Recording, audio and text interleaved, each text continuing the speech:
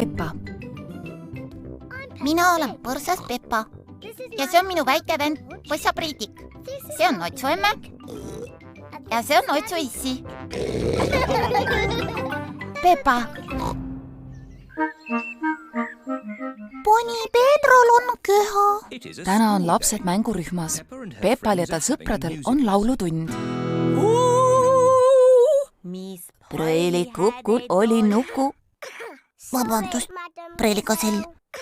Oh aeg, Pedrol on köha. Pole viga, kohe helistan doktor Pruunkarule. Doktor Pruunkaru kuuleb. Tere, doktor, siin preelikasell. Meil on laps haigeks jäänud. Rahu, ainult rahu, olen kohe kohal.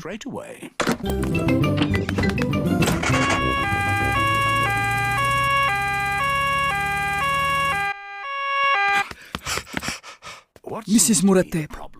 Minul on köha. Või nõnda? Kas kõditab kurgus või ragistab rinnus? Ma ei teagi, aga see käib nii. Ja millal see su köha algas? Siis kui preelikasell laulma hakkas. Ei midagi tõsist, ainult et Pedro köha võib olla nakkav. Mis tähendab nakkav? Kui ühel on köha, võib see ka teistele külge hakata. Kas mul on nüüd rohtu vaja? Ainult üks pisike lusika täis. Kardan, et väga hästi see just ei maitse. See maitseb nagu vana saabas, kus on moos sees. Tänan, doktor Pruunkaru. Nägemiseni.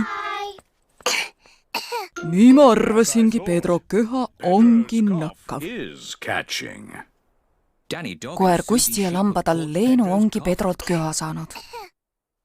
Tehke suu hästi lahti. Jak. See mekib nagu vaibamaitseline joogurt.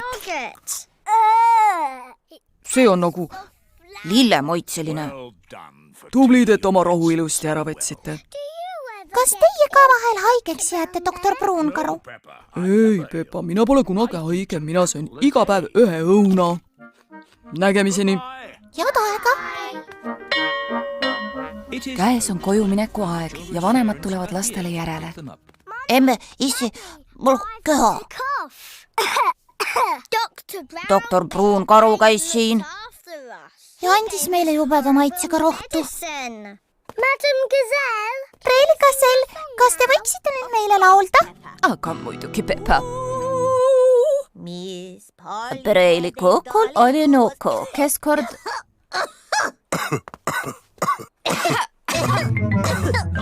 Oh aeg, kõik suured on nüüd ka Pedrolt köha saanud. Doktor Pruunkaru kuuleb. Siin põrsas, Peppa. Kõik suured on haigeks jäänud. Ole mureta, Peppa, ma olen kohe seal.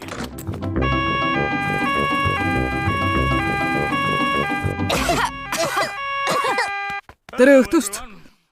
Nii, et kõik on siis Pedrolt köha saanud, mis? Hästi. Võtke ritta ja tehke suu hästi lahti.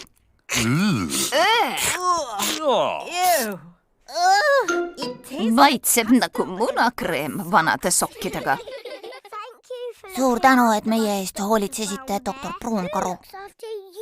Aga kes teie eest hoolitseb, kui te haigeks jääte? Minu eest ei hoolitse keegi, ma pole kunagi haige.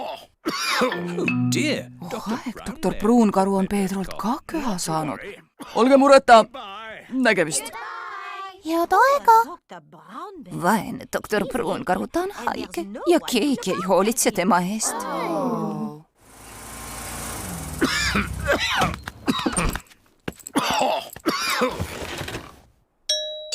Kes see võiks olla? Tere, me tulime teie eest hoolitsema. Tõime teile puuvilja. Ja pehmeid patju. Ja siin on teie rohi. See maitseb nagu vaiba jogurtkreemi sokkidega. Ja nüüd me laulame teile, et te kiiremini terveks saaksite. Tõlkinud Viktor Kulm, teksti luges Harriet Toompere. Preelikukul oli nuku, kes kord haigeks jäi. 7 korda arstionu neil siis käis. Tal seljas oli kittel ja kaasas arstipaun ning selles oli pudel puha rohtu täis.